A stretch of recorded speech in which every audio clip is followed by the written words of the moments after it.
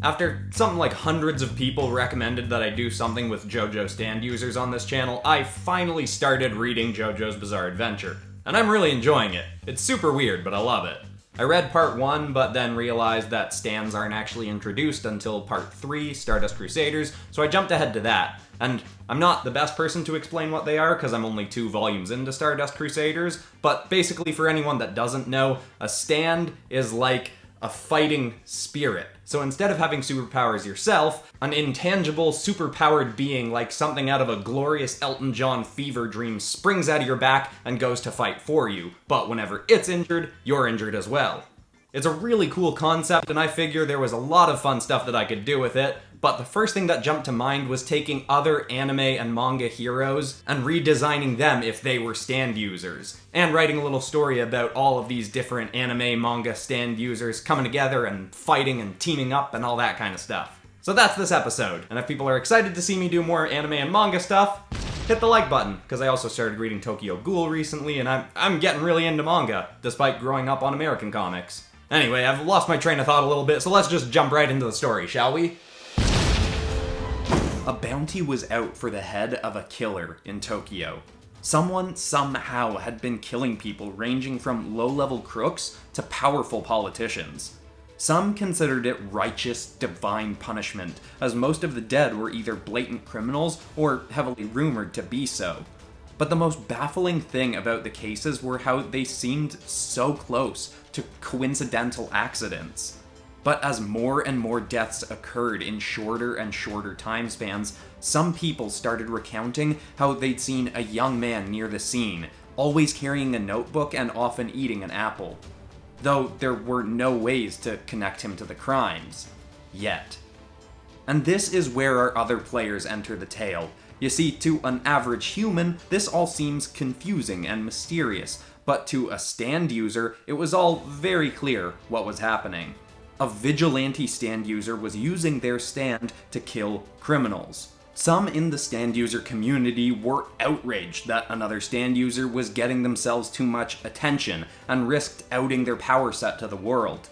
Goku didn't care much about that. He simply saw this situation as a win-win. Stop a criminal, and get a good fight out of it with a clearly competent stand user. Goku was in possession of a rare device called a stand radar that allowed him to track stand energy to a general location, and he found himself in a park, somewhat occupied with your average wandering citizens.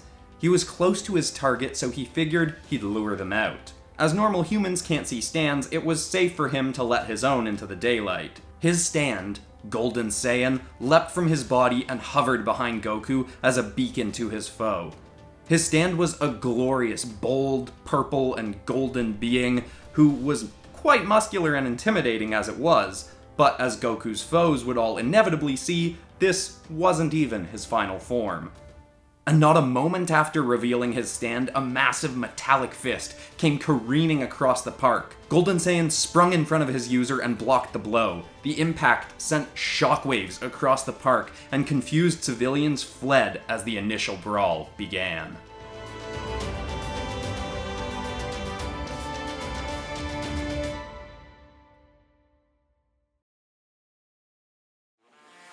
Goku soon saw his opponent. One of the only people who hadn't fled the scene was a thin, very short, not that you should mention that to him, young man with a metal arm.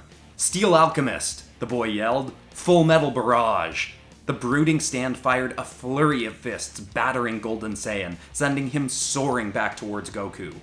But at the sight of this attack, Goku didn't reel in fear. Instead, his eyes lit up, and a massive smile spread across his face. He was impressed. And as his respect for his enemy's strength grew, so did his stand. See, Golden Saiyan, while being generally well-rounded in strength and power and speed, has grade A potential. It grows more and more powerful the more impressed Goku is with his opponent. The more Goku's eyes lit up, the longer his stand's hair grew and the more muscular it became. Soon it was nearly as large as his foe's stand. Golden Saiyan soared back into battle, but Elrich still had some tricks up his sleeve. Alchemy Slam! Steel Alchemist hammered his fists into the ground, and a glowing circle appeared around him. The earth started to ripple, and massive columns of dirt exploded from the ground. But Golden Saiyan dodged around every one, soaring straight at his foe. Kamehameha Cannon! Golden Saiyan fired a whirring beam from his hands that erupted against Steel Alchemist. He shot backwards, rolling to the ground next to his user. Goku looked around at the mess of dirt and columns all around the park. Humans may not be able to see stands, but they sure as heck could see their impact on physical objects. Wow, Goku said. I'm impressed with your strength, but how have you not been caught yet making messes like this? Elrich looked confused. Caught? Wait, do you think I'm the killer? You're not? Goku asked. No, I just want the reward for their capture. I thought you were the killer, Elrich exclaimed. Oh, whoops. Well, hi then. I'm Goku. Goku Kakarot, a stand user from Hawaii. Who are you? Elrich. Elrich Alphonse. But I don't have time for you. I want that sweet reward, and you better not get in my way. Wow. A third voice said coolly, walking onto the scene, scribbling something down into a notebook. You two made this really easy for me. He closed the book, slipped it into his jacket, spun an apple around in his hand as he calmly said, "Handle them, Ryuk Noir."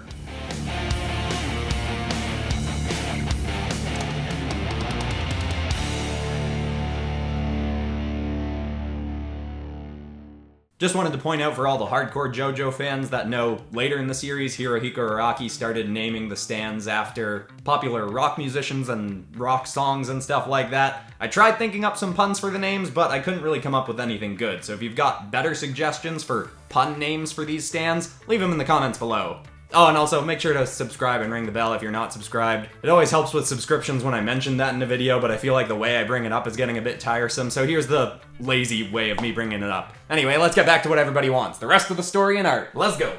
Goku and Elrich watched as a smoky, demonic stand swirled from behind this new opponent. It eyed both of the men as if deciding who to attack first. Its eyes lit up as it stared over at Goku, and suddenly a mass of branches shattered off the tree above Goku and hurtled down towards him. Golden Saiyan soared over and punched them all out of the way. Ryuk Noir snarled, then looked over at Elrich, whose stand was fast approaching. This new stand user, Light Yagami, remained cool-headed as the careening stand approached. Ryuk's eyes flared at Elrich. The earth beneath Elrich started to quake, then split open.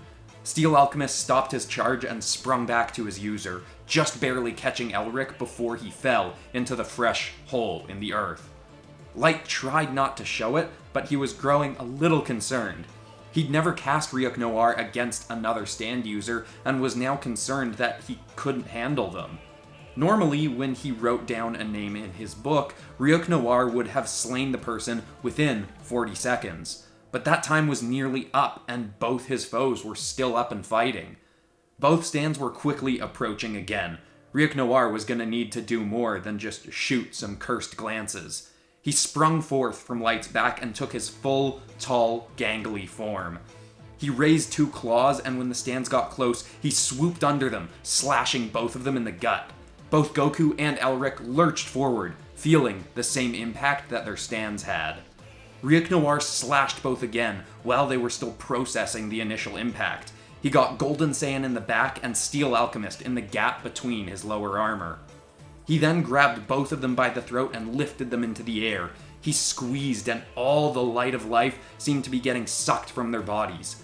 Goku and Elrich dropped to the ground, gasping for air. But just as they were close to death, out of nowhere, a short, nimble figure burst onto the scene with a large red club. He leapt towards Ryuk Noir and swung his weapon at the stand's back. The weapon smashed Ryuk to the ground, and he erupted in a cloud of smoke. As he did, Light, his stand user, exhaled a final breath and also collapsed to the ground. "Ah, man," Elrich said, gasping for air. "Now that guy's getting the reward. This was all a waste."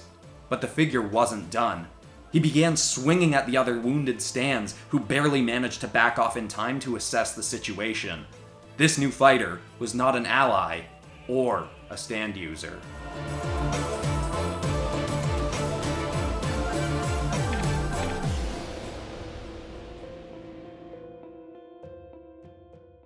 He was the killer, we were just trying to take him down too, Goku said. But El Amon wasn't there just to take out one man. All you stand users are a blight on this world. I'm here to make sure none of you ever hurt anyone again. Goku and Elrich were both confused. Wait, so you're not a stand user? How can that be? You can see our stands, can't you? He swung his red club around. I crafted this weapon from the life force of a stand as I extinguished its user. With it, I can both see your vile stands and destroy them myself. Why Amon chose to exposit that information to his foes is still unclear to this day. But as he flourished his weapon arrogantly, another figure swept into the fight, slashing him across the back in a crimson streak. He toppled forward but recovered quickly, searching for his assailant. The red blur shot across the park to a girl, hair covering one eye, walking onto the scene confidently and angrily. You talk too much, Amon. Crimson Ghoul, Kagune strike. Her stand leapt forward again, sweeping through the air on misshapen red wings, and moved straight for Amon. He ducked out of the way and swung his club at the stand as it passed. Touka flinched through the pain. Her stand spun back around and went for another strike. Amon prepared himself for the blow again, but he wasn't watching his sides. A cannon of light shot across the park and blasted him into a tree. Goku smirked. Nice shot, Golden Saiyan. Amon tried to pick himself up quickly, but as he rose, another blow came from beneath him. A pillar of stone erupted from the ground and shot the weapon straight out of his hand. He gasped with concern. He frantically looked around, clearly no longer able to see his foes. Crimson Ghoul shot towards him and took a huge bite out of his arm. He flopped to the ground and started scrambling away, clutching his wound, barely looking back, trying to see Crimson Ghoul, who was now getting larger and more menacing as the bite of flesh surged through its form. He ran like a madman, but Touka simply walked on after him. She glanced back at Goku and Elrich. I appreciate the help, but I'm going to finish this, and I'm going to enjoy it. Goku and Elrich stood there for a moment, surprised by the whole ordeal as Touka followed her prey. Elrich glanced over at Light's still body. So, I guess that other guy is not getting the reward. You cool with me taking it? Goku smirked.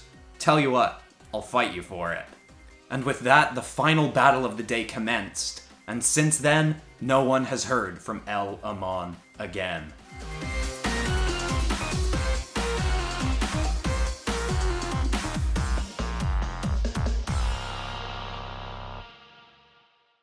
Well, alright everybody, that was definitely a lot of fun, and I really enjoyed taking on some franchises that I haven't done any art for before on this channel. So if you've got more manga or anime recommendations, leave them in the comments below. As I said, I'm reading Tokyo Ghoul right now and JoJo's Bizarre Adventure, and I finally got a copy of the first issue of Demon Slayer, so I'm gonna be reading that soon. And if you're new to the channel, make sure to check out some of my other manga and anime episodes. I've done a lot of My Hero Academia stuff, turning them into D&D characters and dragons. And I have an old episode where I turned anime heroes into X-Men. That episode's kind of like this one. Might be a good one to go to next. But that's all for today. I'm Christian Pearson. This has been PopCross Studios, home of the nerdiest art videos on YouTube. Friday's episode is going to be the Genre Swap Community Redraw. Thanks to everyone who submitted. Submissions are now closed. And as you're watching this video, I'm probably going through submissions. Super excited to see what y'all got. Alright everybody, goodbye.